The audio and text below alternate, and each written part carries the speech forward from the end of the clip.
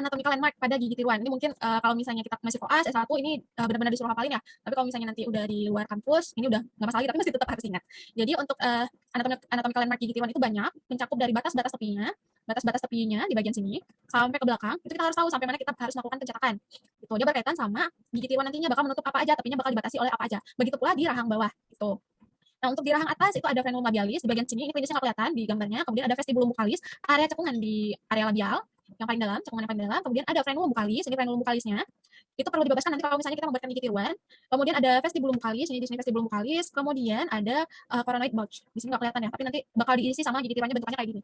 Kemudian ada alveolar ridge, ini semua alveolar ridge-nya dari anterior sampai posterior. Kemudian ada tuberositas maxilla.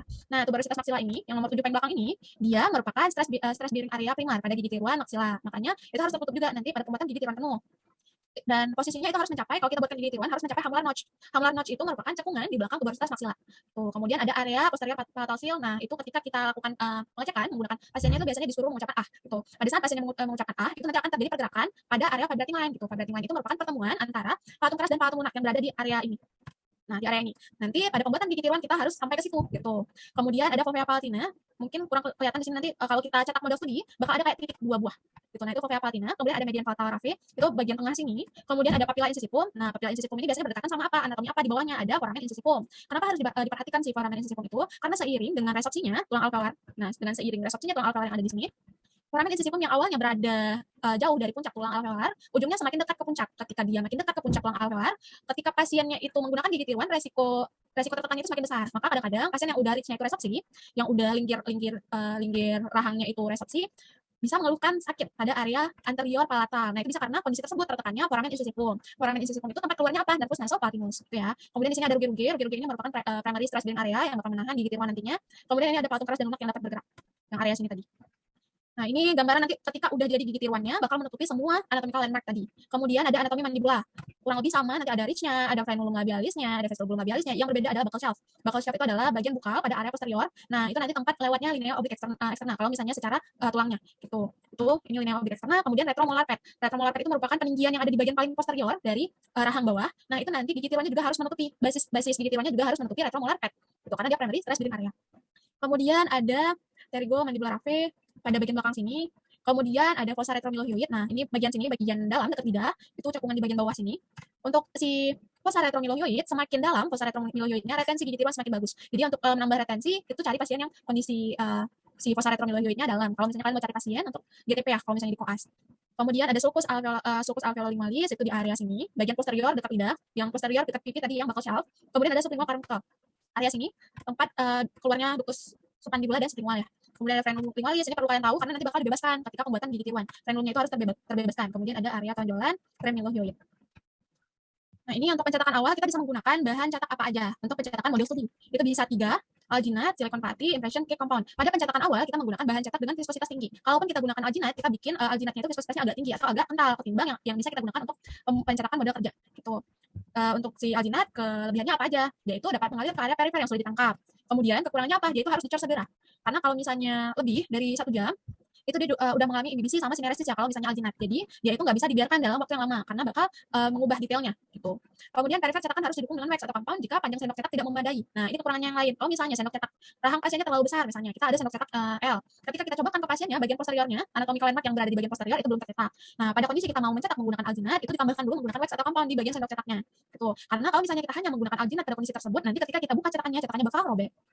Tuh. Kemudian bisa juga menggunakan silikon yang viskositasnya tinggi, yang putty. Gitu. Nah, pada kondisi pencetakan dengan silikon yang putty, ini kita nggak perlu menggunakan wax atau compound pada kondisi yang tadi. Jadi dia nggak perlu kompensasi dari under extension sendok cetak tadi. Itu kelebihannya. Kemudian dia itu walaupun viskositasnya tinggi, dia memiliki elastisitas sehingga dapat mencetak undercut dengan akurasi yang baik. Kesulitannya adalah dia harus kita keringkan mukosa jaringan gigi-giginya dulu, baru bisa dilakukan pencetakan. Kalau enggak, kita bakal menghasilkan cetakan dengan detail permukaan yang buruk karena dia itu sifatnya hidrofilik, tidak menyukai air. Jadi kalau misalnya kita mau mencetak menggunakan silikon, kita keringkan dulu rongga mulut pasien, baru kita lakukan pencetakan. Kemudian bisa juga menggunakan impression cake compound. Nah, ini nanti dia itu merupakan bahan termoplastik. Kalau misalnya kita mau melakukan pencetakan, itu kita panaskan dulu biasanya menggunakan air hangat hingga dia itu melunak, baru kemudian kita letakkan pada sendok cetak, baru kemudian kita lakukan pencetakan. Nah, untuk penggunaan impression cake compound ini juga sama, dia kalau misalnya sendok cetaknya tidak terlalu panjang, tidak sampai ke bagian posterior kayak tadi contohnya, itu nggak perlu kita tambahkan wax ataupun compound gitu. Berbeda sama alginat. Kemudian kalaupun misalnya cetakan kita ada yang salah, ada yang kurang panjang, nah itu bisa kita tambah gitu karena sifatnya ini seperti wax. gitu. Bisa dipanaskan, melunak kembali, bisa disesuaikan. Kemudian kekurangannya adalah cetakannya biasanya detail permukaannya buruk. Kemudian kalau dia udah mengeras, dia itu non elastik, jadi nggak bisa mencetak area undercut. Gitu. Kalau misalnya dia mencetak area undercut, ketika dia mengeras itu dapat menyebabkan trauma pada undercut tersebut. Tuh. Kemudian setelah kita lakukan pencetakan, kita lakukan pengecoran model studi menggunakan gypsum tipe 3. Nah, kalau misalnya di textbook sebenarnya beberapa menyebutkan menggunakan gypsum tipe 2 gitu. Tapi yang umum kita gunakan sebagai bahan pengecoran model studi adalah gypsum tipe 3. Nah, ini setelah kita dapatkan cetakan tadi, setelah udah dapat model studinya nih, kita bikin sendok cetak persorangan. Ini model studinya, kita buatkan sendok cetak persorangan. Yang mana yang kita sebut sebagai sendok cetak persorangan? Itu kalau bahasa Inggrisnya custom tray, bentukannya seperti ini. Jadi bisa macam-macam tergantung kondisi rahang, tergantung bahan cetak yang bakal kita gunakan. Nah, sebelum kita lakukan pembuatan sendok cetak persorangan, kita lakukan apa dulu terhadap model studinya? Kita buat dulu outline-nya. Ini outline-nya. Kalau di rahang bawah seperti ini, sesuai dengan anatomical landmark tadi. Batas-batas tepinya, tapi dikurangi 2 sampai 3 mili. Kalau di vestibulum itu lebih tinggi 2 sampai 3 mili. Jadi tidak benar-benar sampai puncak vestibulum karena bakal ditutupi oleh si border molding tadi, area 2 sampai 3 mili selanjutnya itu. Kemudian kalau misalnya ada undercut yang bakal mengganggu pembuatan dari sendok cetaknya, itu harus kita lakukan block out. Yang disebut sebagai undercut itu area mana? Yang tidak memungkinkan ketika kita lakukan insersi vertikal dari sendok cetaknya. Jadi ketika kita buatkan sendok cetak ini, ketika kita balikkan model studinya, dia harus bisa jatuh. Gitu. Nggak boleh melekat pada si model studinya ini. Tuh, nah untuk sendok cetaknya kita harus tentukan juga kita mau menggunakan sendok cetak yang mana, tergantung dari bahan cetak yang akan kita gunakan. Kalau misalnya kita mau menggunakan pasta zinc oxide eugenol, itu dia nggak perlu spacer, nggak perlu wax, nggak perlu kita letakkan lapisan wax di atas permukaan dari denture beam area ini. Tuh. Jadi bisa langsung kita bikinkan si sendok cetaknya menggunakan apa? Menggunakan resin akrilik. Biasanya kita gunakan yang secure gitu. Nanti bakal dibikin gagangnya. Jadi di bawah ini nggak ada space, langsung dari resin akriliknya ke model studi. Pada penggunaan silikon ataupun impression plaster ataupun alginate. Nah, alginate sebenarnya tidak disarankan digunakan untuk pencetakan model kerja, tapi kadang-kadang pada studi ya, pada kampus-kampus yang tidak menyediakan bahan silikon ataupun ZOE gitu, kita ujungnya menggunakan alginate. Pada kondisi penggunaan alginate itu juga menggunakan wax di bawah dari sendok cetaknya. Untuk si sendok cetak yang menggunakan pasta zinc oxide eugenol itu disebut sebagai closed fitting tray karena si tray-nya ini nggak ada space di bawahnya. Langsung ke model studi. Pada pembuatan sendok cetak untuk yang mencetak menggunakan bahan yang lain itu kita sebut sebagai space tray karena dia terdapat jarak antara sendok cetaknya dengan model studinya. Ini kelihatan ya berjarak si sendok cetaknya dengan model studinya gitu. Nah, berapa banyak wax yang harus kita lapisi pada model studi tersebut? Nanti tergantung dari bahan cetaknya. Kalau misalnya menggunakan silikon, itu bisa 1 sampai 3 lapis wax tergantung viskositasnya, apakah dia medium body ataukah dia heavy body. Kalau menggunakan alginate itu 2 lapis wax merah itu ya. Itu 2 lapis wax. Kalau menggunakan impression plaster itu 3 lapis wax. Tuh. Nah, kemudian ada window tray. Kapan kita gunakan window tray? Pada kondisi flabby di yang udah kita jelaskan sebelumnya ya, yang circuit pressure. Nah, itu bentukannya seperti ini. Nah, kita tentukan terlebih dahulu kita harus menggunakan sendok cetak yang mana, kemudian kita bakal menggunakan bahan cetak apa. Tuh. Nah, pembuatan dari sendok cetak ini seperti yang udah kita bahas sedikit ya. Nanti si model studinya ini setelah dilakukan block out dan kita udah menentukan sendok cetak apa yang bakal kita gunakan, kemudian bahan cetak apa yang bakal kita gunakan, si permukaan dari model studi ini bakal kita lapisi dengan vaselin. Gitu, vaselin kemudian diaduk resin akrilik, kemudian dibuat dengan bentuk yang sesuai seperti ini. Kalau di rahang bawah seperti ini, kalau di rahang atas seperti ini. Dengan kondisi kalau misalnya close fitting tetap ya close ya, nggak ada jarak. Sesuai dengan outline yang udah kita buat di awal. Tuh. Itu ketebalannya juga nggak perlu tebal-tebal banget, paling maksimal ada 2 mili. Dan sebenarnya nggak perlu menkilat ya kalau si sendok cetak persorangan, tapi tergantung kalau di kampus kita sesuaikan dengan keinginan dosen. Gitu. Soalnya di tempat saya itu ada dosen yang mau sendok cetaknya itu menkilat gitu, benar-benar dipoles. Sedangkan ada beberapa dosen yang ngapain sih dipoles sendok cetaknya, kan ini cuma untuk pencetakan aja gitu, bukan untuk estetis. Jadi kurang lebih seperti itu, kita buatkan sendok cetaknya, kemudian dilanjutkan ke prosedur selanjutnya. Prosedur selanjutnya adalah pencetakan fisiologis. Nah, sebenarnya duluan ini ya, sebentar. Sebenarnya setelah pembuatan sendok cetak itu kita lakukan border molding dulu, baru kita lakukan pencetakan fisiologis. Kita cetak dulu tepi-tepinya, baru kemudian kita cetak bagian tengahnya gitu. Nah, untuk border molding ini kita menggunakan apa? Tadi untuk tujuannya kita udah bahas, yaitu untuk mendapatkan peripheral seal, batas pergerakan otot atau batas perluasan sayap gigi tiruan. Dia bisa menggunakan bahan apa aja? Bisa green stick compound, bisa silikon adisi, bisa polyeter. Nah, ini mungkin kalian untuk pahamnya bisa balik lagi ke dental material gitu. Kalau green stick compound itu dia bentukannya itu kayak wax. Kalau dipanaskan melunak, kalau misalnya dibiarkan dalam kondisi suhu ruang itu nanti dapat mengeras gitu. Jadi dia itu bisa kita kalau misalnya salah bisa kita buang, kita panaskan kembali, kemudian kita sesuaikan bisa gitu. Jadi lebih fleksibel penggunaannya ketimbang silikon adisi ataupun polyeter. Padahal penggunaan silikon adisi ataupun polyeter, kalau misalnya terjadi kesalahan ketika kita lakukan border molding, itu kita harus membuka seluruhnya. Itu harus kita ulang dari awal. Nah, berbeda sama green stick compound itu dia pada pembuatan border moldingnya bisa bertahap, misalnya area sini dulu tuh, kemudian dilanjutkan area sini, kemudian dilanjutkan area sini gitu. Nah, kalau pembuatan dengan menggunakan green stick compound itu bisa kayak gitu, bisa per step. Tuh, berbeda sama silikon adisi dan polyeter. Kemudian nah, apa persyaratan dari border molding yang baik? Tepinya membulat, mengkilat. Kemudian ketika udah selesai semua border moldingnya, udah menutupi seluruh tepi dari sendok cetak persorangannya, dia itu melekat pada rahang pasien. Jadi ketika kita mau membuka itu agak kesulitan. Nah, kalau misalnya belum mencapai kondisi seperti itu bisa kita panaskan lagi. Kalau yang green stick compound bisa kita panaskan lagi. Kita minta pasien melakukan gerakan muscle training ulang, baru kita pastikan kembali. Gitu. Kalau misalnya udah mencapai kondisi di mana sendok cetaknya melekat pada rahang pasien sulit dibuka, nah itu baru itu yang kita sebut sebagai border molding yang baik. Nah, untuk gerakan muscle training-nya gimana aja sebenarnya, dia sesuai dengan areanya gitu. Untuk tiap area dia punya gerakan tersendiri. Kalau area labial itu pastinya diminta untuk mengerutkan bibir, membuka lebar mulut, kemudian tersenyum. Jadi pergerakan yang menghasilkan aktivasi otot di area sini gitu. Untuk bagian maksila seperti itu, mandibula juga seperti itu. Kemudian untuk posterior lateral maksila itu gerakan yang perlu dihasilkan adalah gerakan mandibula ke kanan dan ke kiri. Kemudian untuk mencetak area hamular notch itu pasiennya itu sendok-sendoknya kita tekan ke area notch, ke area di belakang tuberositas maksila. Kemudian pasiennya diminta untuk membuka lebar, menutup mulut, dan melawan tangan pada dagu. Ini kalau misalnya kalian mau lihat lagi untuk gerakan-gerakannya itu bisa dicek di buku ZAR. Kemudian untuk pencetakan area posterior vibrating line, area di belakang ini, pasiennya diminta untuk berkata ah gitu. Dalam kondisi green stick compound-nya lunak gitu ya. Jadi yang perlu kalian ingat kalau kalian menggunakan green stick compound, itu pastikan dalam ketika masuk ke mulut pasien itu masih bisa dibentuk gitu. Pada kondisi dia udah ngeras, itu tidak bakal terbentuk lagi tapi dari pergerakan ototnya. Gitu. Kalau di mandibula tadi labialnya udah kita bahas sama dengan maksila, kemudian area buccal shaft biasanya pasien diminta untuk membuka mulut lebar, habis itu mengerutkan bibir. Ini. Kemudian untuk menyeringai juga bisa. Kemudian area masseter notch itu pasiennya diminta untuk menutup mulut dengan tangan operator mendorong dagu. Jadi operatornya mendorong dagu seperti ini, pasiennya mencoba untuk menutup mulut sebelumnya keadaannya terbuka.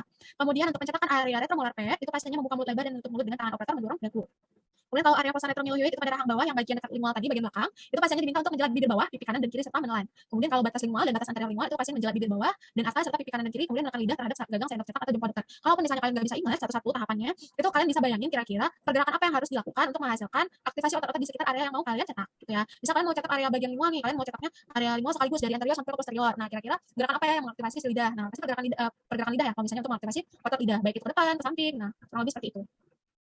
Ada yang untuk pencetakan border molding ini ada yang one step langsung diaplikasikan green stick compound-nya sekaligus atau silikon adhesinya atau politernya sekaligus. Ada yang bertahap. Untuk yang bertahap hanya bisa kita lakukan dengan penggunaan yang green stick compound. Jadi yang kayak tadi di sini dulu, kemudian dilanjutkan bagian sininya gitu. Gitu ya. Nah, setelah kita lakukan pencetakan border molding atau pencetakan muka fungsional, kita lanjutkan dengan apa? Pencetakan model kerjanya gitu, atau kita sebut sebagai pencetakan fisiologis. Nah, teknik pencetakan yang kita gunakan adalah mukostatis. Pilihan bahan cetaknya apa aja? Ada pasta zinc oxide, ada plaster opalis atau impression plaster, ada silikon. Nah, untuk silikon yang kita gunakan adalah yang berviskositas rendah, gitu, yang light body. Pada kondisi pasien dengan undercut minimal, itu bisa kita gunakan pasta zinc oxide sama impression plaster. Kenapa? Karena dia sifatnya itu non elastik atau kaku. Tuh. Sedangkan pada kondisi pasien yang terdapat undercut banyak, itu bisa kita gunakan silikon karena silikon ini sifatnya elastik. Nah, untuk si pasta zinc oxide ini dia kaku saat mengeras, nggak bisa kita gunakan pada kondisi undercut. Nah, kemudian pada saat kita aplikasikan pada saat pencetakan, kita biasanya kesulitan mengontrol tekanan gitu. Maka kadang nggak menyebar rata si pasta zinc oxide originalnya. Kemudian dia itu pada pasien dengan mukosa kering itu kurang dapat ditoleransi, maka baiknya kita gunakan kita gunakan apa bahannya pada kondisi tersebut. Itu bisa kita gunakan yang silikon. Karena dia itu tidak menempel pada mukosa kering. Sedangkan untuk pasta zinc oxide itu menempel pada mukosa kering. Kemudian ada impression plaster. Nah, impression plaster ini juga sifatnya sama dengan zinc oxide, dia kaku saat mengeras, nggak bisa juga ditoleransi pada pasien dengan mukosa kering. Tuh, jadi bisa pakai ketiga ini ya bahan-bahannya. Tergantung dari kondisi pasiennya, apakah mukosanya kering, apakah terdapat banyak undercutnya besar-besar gitu. Tergantung pada kondisi tersebut. Nah, ini untuk desain GTP. Nah, untuk desain GTP sebenarnya sama semua ya. Dia menggunakan permukaan intaglio. Permukaan intaglio itu mencakup apa aja? Mencakup stress bearing area atau area yang menahan tekanan okusal sama limiting area pembatas dari gigi hewan tersebut. Nah, untuk ini mungkin desainnya kurang lebih seperti ini. Tepi-tepinya itu yang mana aja yang area membatasi ini. Nah, kalau yang disebut sebagai stress bearing area yang mana aja? Seluruh ini sebenarnya. Seluruh yang di arsir. Untuk stress bearing area itu juga terbagi dua, ada yang primer, ada yang sekunder. Untuk yang primer itu dia lebih sulit resepsinya gitu. Lebih sulit resepsi ketimbang yang sekunder. Mencakup apa aja? Kalau di maksila itu mencakup tuberositas maksila, palatum keras, area sini sama si tuberositas maksila. Kemudian kalau di mandibula itu mencakup buccal shelf yang linea oblik eksterna yang berada di sini. Kemudian retromolar pad, itulah kenapa pada pembuatan gigi tiruan penuh rahang bawahnya basisnya itu harus menutupi retromolar pad. Kemudian untuk yang stress bearing area sekunder itu mencakup alveolaris sama rugae, itu mudah resepsi. Kemudian untuk limiting area, kalau limiting area itu atas bawah mirip-mirip, frenulum labialis, frenulum buccalis, vestibulum buccalis itu area pembatas. Untuk frenulumnya harus dibebaskan karena pergerakan dari frenulum itu dapat menyebabkan terbukanya si gigi tiruan. Terjebaknya frenulum itu dapat menyebabkan terbukanya dari gigi tiruan. Jadi harus kita bebaskan.